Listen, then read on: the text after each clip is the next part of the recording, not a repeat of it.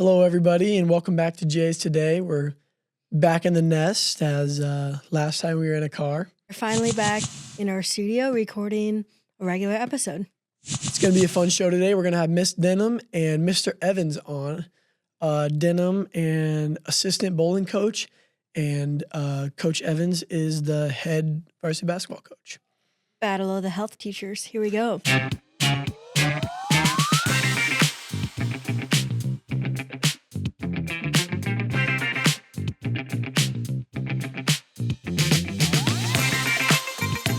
Before we get into our guests, let's just kind of go over some of the other sports that they're not going to really go over. So, like girls basketball. Obviously, like record-wise, it isn't showing that like we're doing too hot. But throughout the season, there has been tremendous growth. I don't know how much you've been able to watch being on boys basketball, but you know, obviously, me being on the team, I could see a little bit more of that. Well, like you said, I haven't been able to watch everything. Usually I get to see the first half. But also, like you said, there's been a lot of growth. And I've also seen a lot of improvement and a lot of girls finding their roles and playing really well. Mm-hmm. I'd say since the beginning of the season, we've done a lot better at like coming out and playing from the first quarter.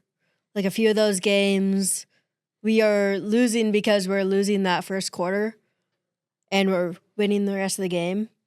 But now I feel like we're getting into being competitive off that tip through the final buzzer, which helps us. Like against North Polk, they're a ranked team, but we definitely came out, and made them a little nervous. Yeah, the start to that North Polk game had me really excited. It made me think that maybe there's a chance, and then it kind of went downhill, but the start was really fun to watch. Same thing with Gilbert. Like, we were in that game from the very beginning. So yeah. Now into wrestling. Wrestling's had kind of a weird start with the varsity lineup changing quite often with guys out to injury or illness. But they're still placing pretty well. They just got 5th place out of 19 in a tournament in Atlantic. Yeah, definitely tough loss to Waverly, but Waverly is number 2, and it definitely showed a lot of potential going into postseason coming up. A lot of strong guys in our lineup. Yeah, it'd be great to have the same, or if not more, state returners as we did on last year's team. Hopefully coming back full strength for Thursday when they wrestle Gilbert and ranked Carlisle. Yeah, that Carlisle meet is going to be a big one, and hopefully we are completely healthy for it. Nice little rundown of wrestling. Now we're going into our first guest, head coach of the boys basketball team, Coach Evans. How are you doing? I'm doing good, thanks. Yeah, thank you for joining us. How's your season going this far? Well, I think through 9 games so far, I think we're kind of where we thought we were going to be at. Although you look back, we've let 2 get away, Spencer and North Polk. So, being at 5-4 could be 7-2, but I think after Friday night's game against Gilbert, maybe we get some momentum, some confidence going into the second half of the season here. So what are kind of some of the adjustments going into the second half of, obviously you're going to see all the Raccoon teams again? Yeah, I think we kind of figured some things out Friday night against Gilbert with offensively. So we'll just continue getting better at that. Defensively, just keep improving and trying to get better there as far as limiting teams, open looks and things like that. But I just think Friday night was a big boost for us. It is going to be different playing teams a second time.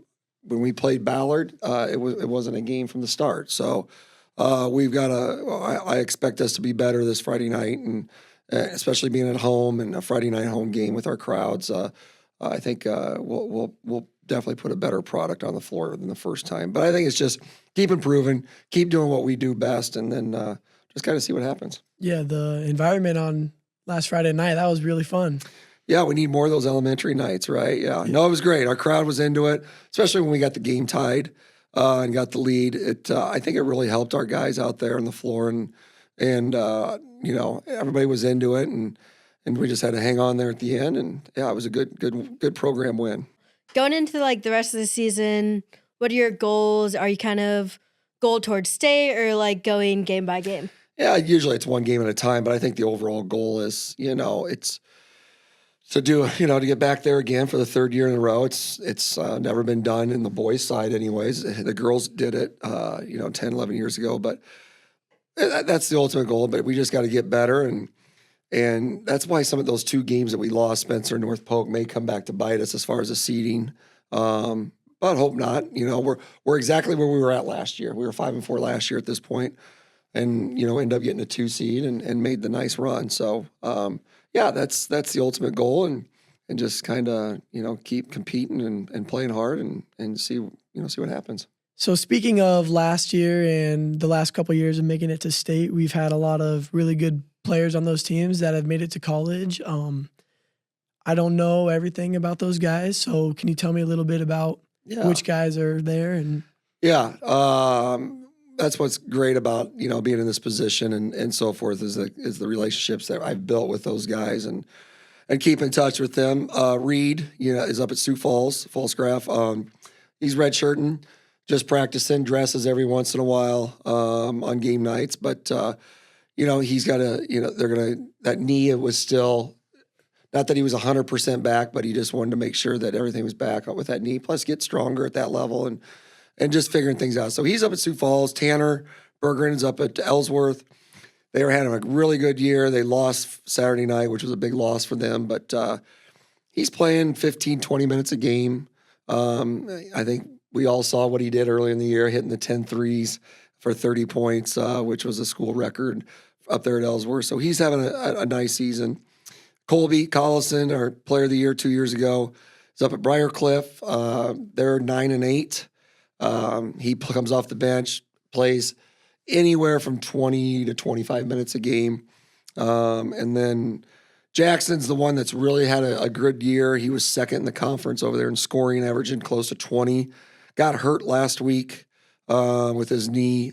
Didn't tear it, which was good. So he will be back.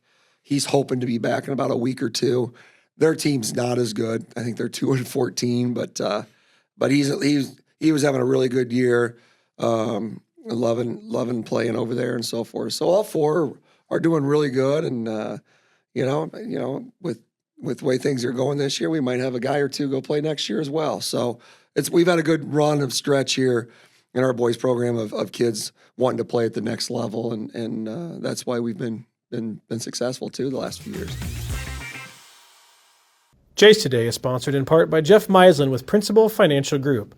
Jeff and his team help individuals, families, and businesses with retirement planning and strategy, investments, college funding, life, long-term disability, and long-term care insurance, and other financial products and strategies. Feel free to email or call for a complimentary consultation, or if you have any questions. That number is 515-246-4057. Once again, it's 515-246-4057. We're back with Miss Denham, assistant bowling coach. Whoop whoop. Thanks for joining us. Yep. all right, so the first question I have is just, how is the season going? I think this season's going pretty good. We have a lot of kids out this year. Again, we had to have tryouts and make some cuts because so many people wanted to be involved, which is awesome. We graduated a lot of girls last year from the varsity team.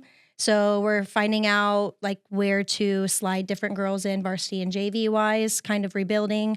The boys have been doing really good. We graduated some, but we brought in some really good bowlers this year. So the boys are 4-2 right now for the season. Explain to me, as somebody that doesn't know much about bowling, like, how does a meet work? We do the national anthem, and then they get to warm up on each lane. So they get 2 warm-up throws on each lane, and then they turn the lanes off. They reset it and turn them back on, and the meet starts. So there's 3 kids on each lane. They bowl 2 individual games, and then after their 2 individual games, we move to Bakers. And Baker games are where the whole team bowls on 1 lane at a time. So there's 6 varsity and six varsity girls, 6 varsity boys. All 6 of them will bowl together for Bakers, and it's put in pairs. So like I would bowl frames 1 and 6. You would bowl 2 and 7. You would bowl 3 and 8. Somebody else 4-9. Somebody else 5-10. So it's essentially team games where you have to rely on each other in order to bowl well in that frame to get a good score. And then we total up individual games and Baker games together to see who won the match, who was ahead by pins. So, how do you necessarily like coach a bowler? I think most of the coaching is a mental game because bowling is a really mental sport. The kids that go out for bowling are very good at, like, they're in league and they go on their own to get practice time. But when they throw a bad ball mentally, they get down right away, which affects the entire game. So Dobish and I do a lot of like, you got this, shake it off, we got to refresh. A lot of times when they need a correction, it's just like step 1. Step over to the right because your ball is curving too much. So it's going into the gutter, adjusting yourself in those little ways. But I would say that we give a lot more mental advice on how to shake it off, and the kids go from there. Is there anything else that people should know about Bonnarant for our bowling? I think that bowling is so fun. I think that a lot more kids would enjoy it if they actually tried it, going out for it. And we have a lot of home meets. I know that our meets start really early. Normally we start at 3:00 while you guys are still in school. But we don't get a lot of students going and supporting or watching. And senior night is coming up at the end of January. So we should have a lot of students come out and support our kids because it's not like any other sport where activities are in the evening. So we don't get a lot of traffic coming through of people watching. So that would be cool for them. We don't have very many seniors this year either. So our stands just aren't as full with not having as many kids being there, but bring everybody out into January. Where should we go at the end of January? Great Escape is our home bowling lane, so in Pleasant Hill. Thank you for joining us today. Thank you for having me. This podcast is also supported by Vision Bank. For more than 140 years, Vision Bank has maintained its commitment to helping build strong communities. They have been locally owned and locally focused since 1884. Time for the real battle of the health teachers. Miss Denham versus Mr. Evans. The name of the game is called Name a Person. Bonnarant has had a handful of Division I athletes go play sports. So we're going to see how many of those athletes you can name off the top of your head. Once the name is said, you can't say it again. And you're going head to head. Ready? Perfect. Yep. Let's do it. Whoever wants to start. Hunter McIntosh. Kerwin Dunham. Hogan McIntosh. Former Blue Jay basketball player Quinn Waterhouse. Taylor Sanderson. You haven't even said a soccer player. Megan Fuller. Brooke Boley. Is she one?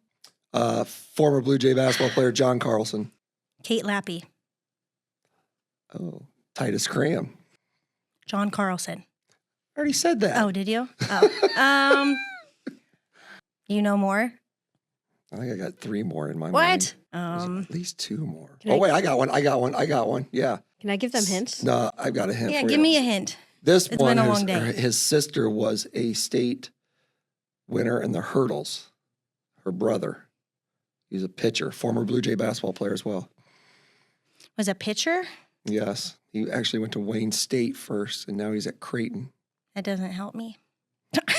Nate Anderson. I'm out. Yeah. So the other one was Quinn's dad, Waterhouse.